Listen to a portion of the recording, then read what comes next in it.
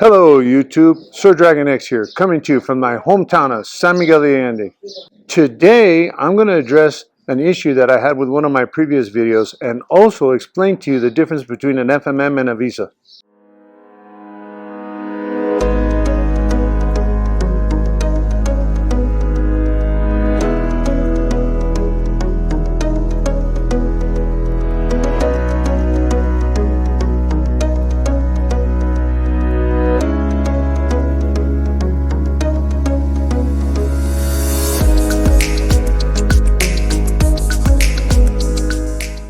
Recently, I posted a video about living in Mexico permanently on what I call the tourist visa, also known as an FMM. I want to address some confusion that was caused by this video. Mexico has a form called the FMM, also known as Forma Migratoria Multiple, or Forma Migratoria for short. This form serves multiple purposes.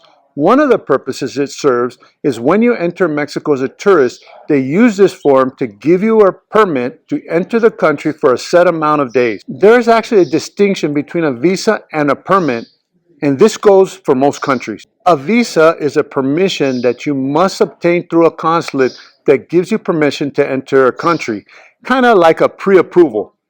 Different countries have different requirements for visas, and in some cases, such as the United States, Mexicans must obtain a visa from the American consulate or embassy in order to visit as a tourist, and then get the actual permit each time they enter the United States. Mexico does require visas for such things as obtaining residency or corporate sponsored workers or students, etc.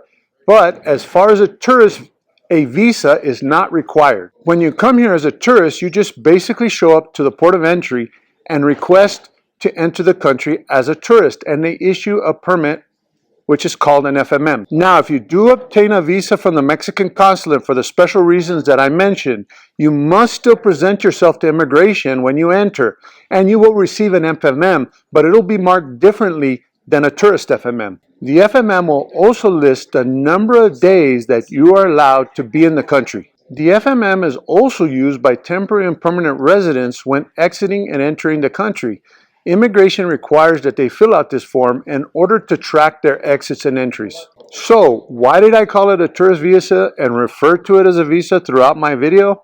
I even used it in the title of my video. Well, bottom line is that throughout the world, when most people think about visiting a country and getting a permit or visa, they use the general term tourist visa, even when technically it is a permit and not a visa. Also, most people searching on YouTube are not going to enter how to enter Mexico on a tourist FMM. Most likely the word visa will be somewhere in the search.